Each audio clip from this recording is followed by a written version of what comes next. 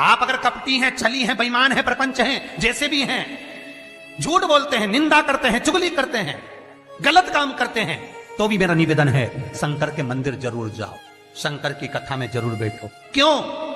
एक मंदिर के दरवाजे पर लिखा हुआ था, अगर आपका मन गंदा है तो मंदिर जरूर आना, मंदिर जरूर आना। किसी ने पूछा, गुरुदेव ये मंदिर के दरवाजे पर लिखा है कि मन गंदा है तो मंदिर जरूर जाओ, उसका कारण क्या है? हमने कहा कारण केवल इतना सा है, बच्चा नाली में गिरता है, बच्चा धूल में गिरता है, बच्चा रज में गिरता है, बच्चा कीचड़ में गिरता है तो पड़ोसी साफ नहीं करता। उस बच्चे को अगर गंदगी हो गई है, बच्चे गंदगी में आ गया तो उसको कोई पड़ोसी साफ नहीं करेगा, उसको कोई पड़ोसन साफ नहीं करेगी, उसको देवरानी जेठानी साफ नहीं करेगी। बच्चा अगर कीचड़ में गिरा है तो उसको उसकी मां और बाप ही साफ करेंगे। उसी तरह मन गंदा हो गया, चित्तवृत्ति खराब हो गई तो मेरे ये बाप के पास जाओ, मेरी ये माता के पास जाओ, और ये मेरा बाप, ये मेरी मां तुम्हारी जीवन की गंदगी को समाप्त कर देंगे। दुख आया, तकलीफ आई, कष्ट आया, रोग आई, बीमारी आई, तकलीफ हुई है, कहीं मत जाना, ये मेरे माँ बाप के पास जाना, शंकर और पार्वती के पास, उमा महेश्वर के पास जाना, ध्रुमा ध्रुमावती के पास जाना, कमल कमला के पास जाना, तारा तारेश्वर के पास जाना, भोले शंकर के पास जाना। जब मेरा शंभु मिलेगा तो ये सारी गंदगियां मिटा देगा, रोग समाप्त। अकाल मृत्यु वो मरे जो काम करे चंडाल का, काल उसका क्या बिगाड़े जो भक्त हो महाकाल का। वो देगा, छप्पर फाड़ कर देगा।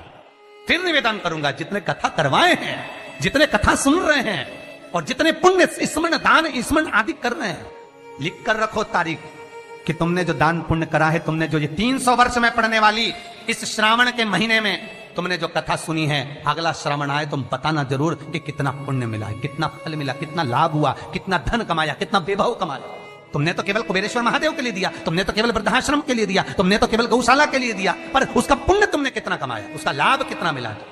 और मुझे बताना जरूर, फोन करके व्हाट्सएप पे लिखकर भेजना कि हमने जो करा था अगले साल यही तारीख, यही श्रावण का महीना, फिर याद कर बता कि मिला कि नहीं मिला, 4 गुना हुआ कि नहीं हुआ। वो शिव है, शिव शंकर है, वो तो मंदिर के बाहर निकलने वालों को तार देता है साहब, मंदिर के बाहर निकलने वालों। कितना सुंदर है। एक चरित्र आता है लिंग पुराण के अंतर्गत, एक सेठ मर गया, बड़ा कंजूसड़ा था, बहुत कंजूस, कभी जिंदगी में ना दान करा, ना पुण्य करा, ना सत्कर्म करा, ना भजन करा, ना कीर्तन करा। मंदिर की जगह को भी अपना बना लिया, सारी जगहों को घेर कर अपना बनाया, बावड़ी तालाब कुएं का पानी अपनी जमीन पर ले जाता। बहुत लालची था, बहुत लोभी, बहुत लोभी।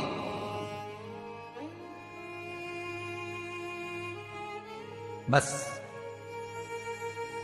उसने अपनी पत्नी से एक बात कही थी कि मैं मरूं तो इतना सा करना, एक इतना सा काम करना कि किसी शंकर के मंदिर के बाहर कचरा पड़ा हो, धूल पड़ी हो, मट्टी पड़ी हो, उसको लाकर मेरे शरीर पर डाल दे, बस, और कुछ मत। पत्नी हमेशा पति से कहती थी, तुम कभी दान पुण्य नहीं करे, इस गांव में तुमने कोई अच्छा काम नहीं करा, तुम्हारे शरीर को उठाने वाला तक नहीं मिलेगा, बच्चे हैं नहीं, तुम्हारा अंतिम संस्कार कौन करेगा। पति कहता है बस तुझसे जो कहा वो करना, और कोई दान नहीं, कोई पुण्य नहीं, कोई सत्कर्म नहीं, कुछ भी मत करना। पैसा जोड़ जोड़ के मर गया। इतना सा कह गया, मरूं तो मंदिर के बाहर, शंकर के मंदिर के बाहर की मिट्टी, रज, कचरा शरीर पे डाल दे। कोई गांव के लोग नहीं आए महाराज, पत्नी गई, केवल मिट्टी लाकर शरीर पर डाल दी। लिंग पुराण कहती है भगवान शंकर के गण स्वयं नीचे आए, गांव के लोगों का रूप रख लिया, उसका अर्ची तैयार करी, शिवधाम अर्थात शमशान लेकर गए।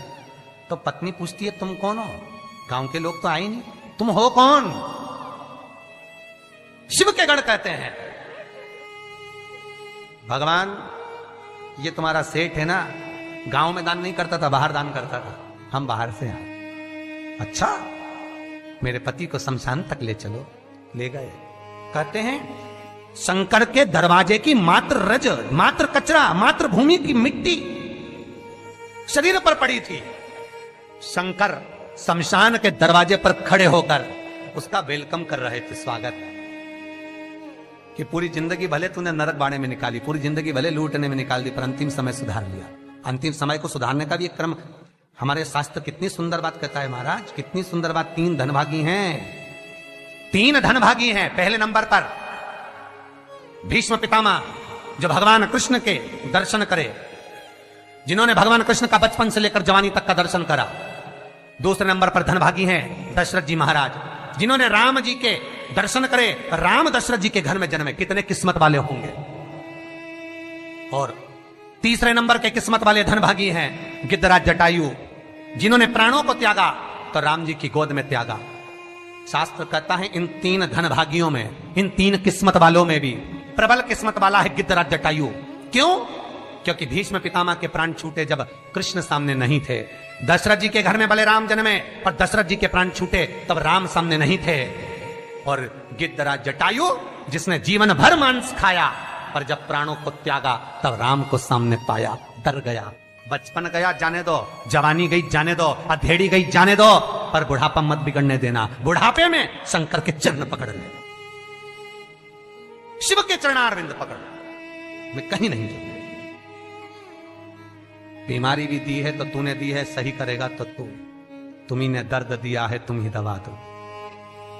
मृत्युंजय है तू, जगत का भोला नाथ है तू, सबसे ऊंचा तू ही बैठता है। जहां दुनिया समाप्त हो जाती है वहां से तेरी शुरुआत होती है। लोगों का जहां एंड होता है शमशान, वहां से वो शुरू होता है। जहां दुनिया का एंड है वहां से तू शुरू है। तो तू साधारण नहीं हो सकता भोलेनाथ। अगर मेरे चरण में कष्ट आया है तो तू सही करेगा, मुझे विश्वास है। भरोसा रखना। रोज शंकर के मंदिर के दरवाजे पर बैठकर शंकर पर 5 बेलपत्र चढ़ाकर 1 बेलपत्र उठाकर चबा चबा के उसके ही दरवाजे पर खा, घुटने भी सही कर देगा, शरीर भी करेगा। बस उस पर विश्वास, उस पर भरोसा, बस शंकर है। और मुझे पूर्णता विश्वास है कि वो मुझे हारने नहीं देगा। तो नहीं हारने देगा, नहीं।